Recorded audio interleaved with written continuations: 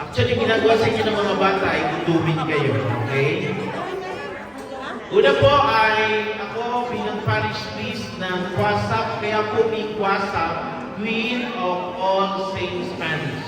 Kwasap po ang tawag namin. Queen of All Saints Spanish. Welcome po dito sa aming lugar. Lalatingin sa mga hindi po taga dito, mga taga Mabini at sa mga taga what do you call this? Taga Mindoro, may taga Mindoro po dito. Ano ba? At and of course, mga taga Balele naman, mga taga rito kayo sa atin. Okay? Bakit po nagkaroon ng ganitong konsepto? Para po yung mga balikbayan na mga taga rito sa atin ay ma-welcome natin, matagal din silang nawala. And of course, yung mga taga Mabini na nanuwian din, mga pinsan, kamag-anak at kaibigan din namin, ito sabi ko, sige, pagsamasamahin. I know kayo po ay nagtatrabaho, naghahanap buhay para sa inyong pamilya. Napakasisipag nyo. Ano? At alam ko na tinataguyod nyo ang inyong pamilya, kayo ay nasa ibang bansa. Pero ako po'y naniniwala na ang presensya ng mga Pilipino sa ibang bansa ay hindi lang para magtrabaho, kundi para to evangelize Europe.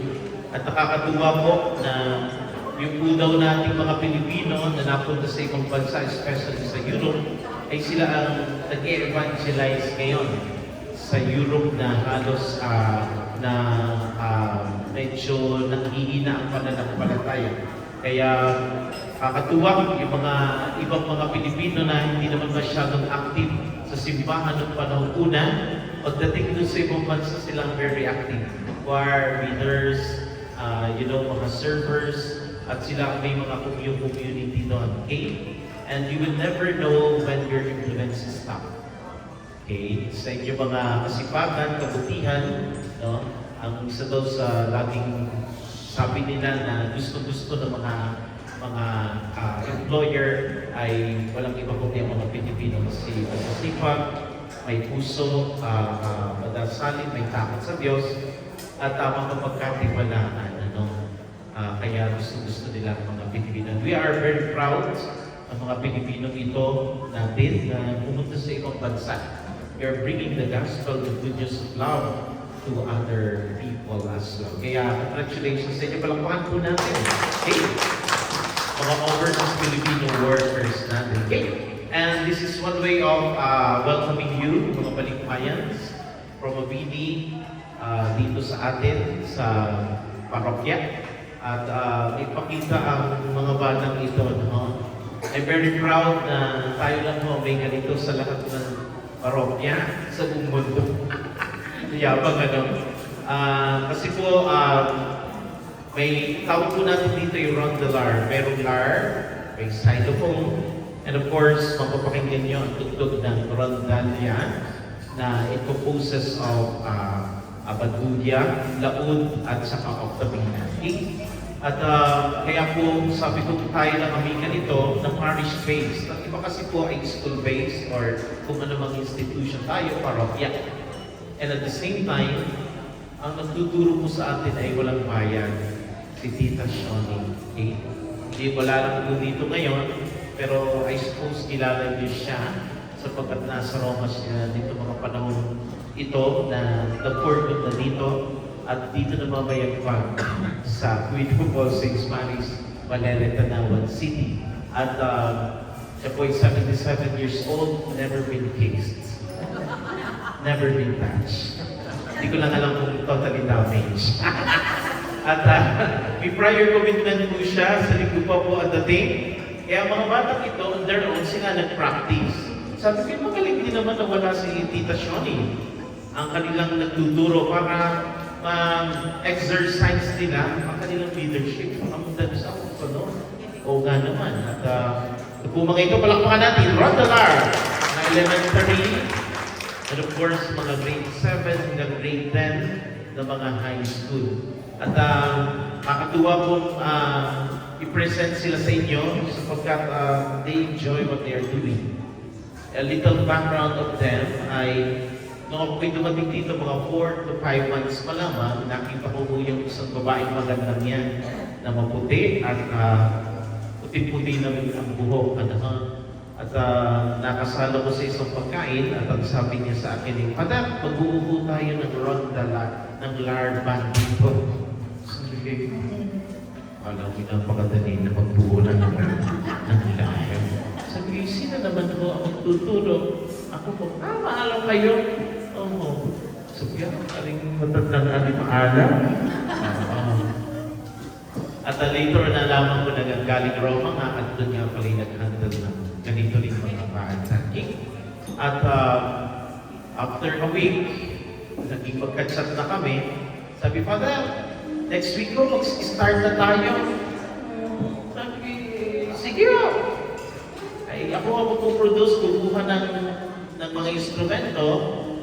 Ay, kayo naman mo, ako bibigay sa akin ng mga bata, tuturuan. Sabi, sige po. Oo. At dahil marami rin naman ng mga bata dito palaboy-laboy at mga uhugin at matakbo-takbot amo sindihan, ay diyan po ang aming mga inuna. Ano? At sabi ko nga, ayaw nga mga bata kasi pag naayusan ay hinihitsyo ng tao. Ay kakakil ng mga bata. Palakpakan natin ang mga bata. And the rest is history. Okay? Simula sa 3, 5, 7, 8, 10. Ngayon po ay 28 na sila. Okay. At salamat din sa mga benefactors natin nagbigay ng LAR, nagbigay din ng laod, ng Banduria at ng Octabrina. Siya pong lahat na nagturo niya. Okay? Ako'y walang kinalaman siya. Ang ginagawa ko lamang ay mag-encourage at magpakain ng chocolate na gusto-gusto ng mga bata. At they love doing it. At ako'y natutuwa sapagkat ang mga batang ito dating mahiyain, di masyado nag-iimik at makikisocialize sa iba, ngayon po sila'y magkakaibigan. At sila po ay kasama ang mga magulang with the guidance of their parents ay talaga namang nakakatuwa. Nakaka-form ng new community. May disiplina na po. Gano'n na lamang ang disiplina ng mga yan kapag nagtuturo si Tita Shoni. And of course, natutulong ng dasal ng mga bata, sumisimba linggo-linggo, and everything napapalapit sa Diyos. And that's wonderful. Mga bata, masaya. Pag masaya mga bata, masaya rin ang mga guardians and parents. At pamaya yata ay maglalagda din ng mga magulang, sasayaw din niya. Okay? Kaya, once again, I welcome you sa lugar pong ito at enjoy ang performance sa mga bata. Pagkatapos, pagtutok na kayo, kakain na tayo. Okay?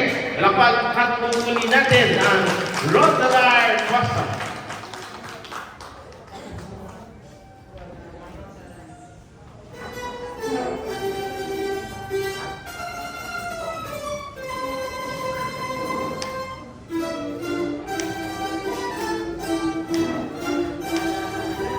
Magakantahin niya yan.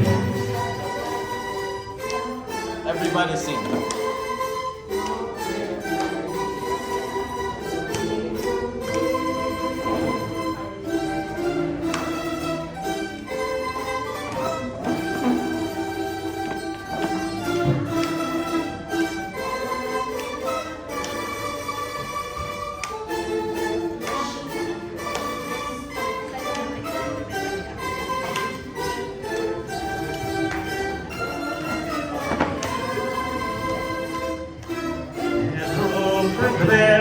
Marzo, abril, mayo, junio, agosto, septiembre, octubre, noviembre, diciembre, dubi-dubi.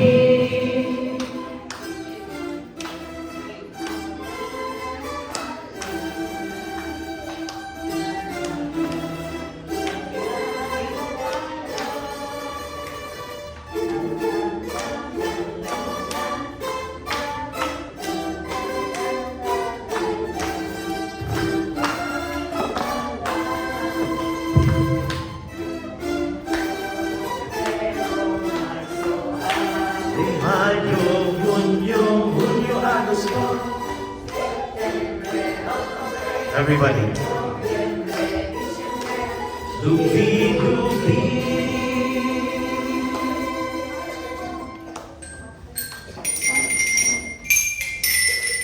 Kahit munti ay sali-sali.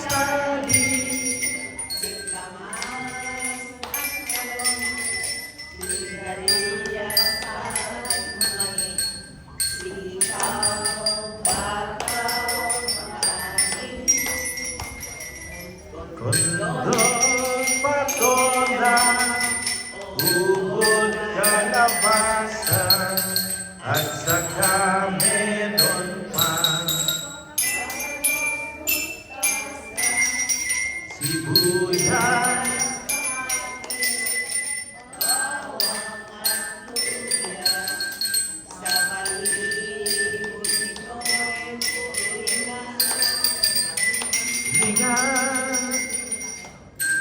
Peroncita, ubo ng papaya. Everybody, dalang.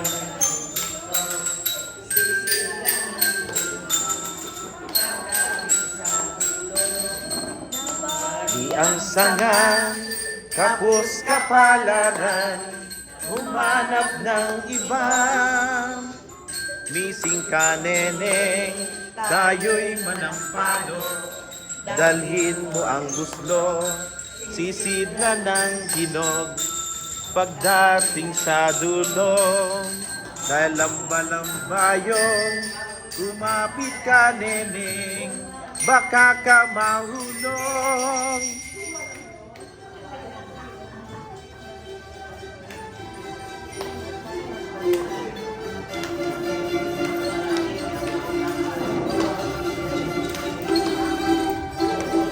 Ang puso, kung ang sintalunan,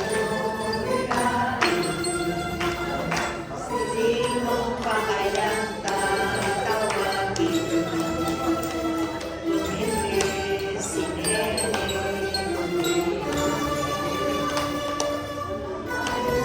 malayo sa piling, malayo malapit din, pilit ko pinararating, wag lang. ang masabi mo, di kitang kiligin. Kiligin yung kitang tunay, panaginip ang pinanaw. Di ka natatanaw, ang ikang lulupan. Sinisipan kita, di ka lumilibot, kala mo yan na ako'y nagbibiro. Hindi kita mahal, puputol ang lugar. Ako ay maglulipat sa langit, di ko na nakita, pumutok na pala. Sayang ang pera ko, bili ng lobo, sa pagkain sana, nabusog pa ako. Sing, sing.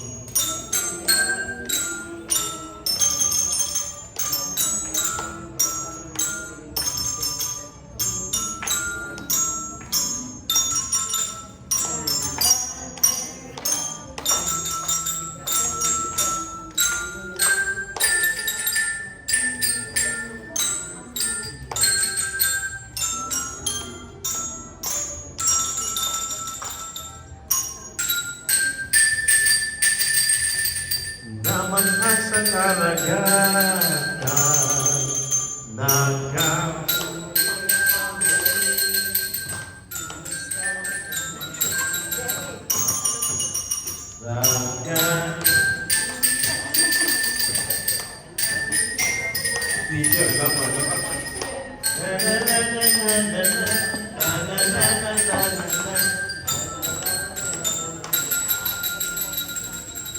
Si Pepe mo Everybody sing. Naman ka sa karagatan.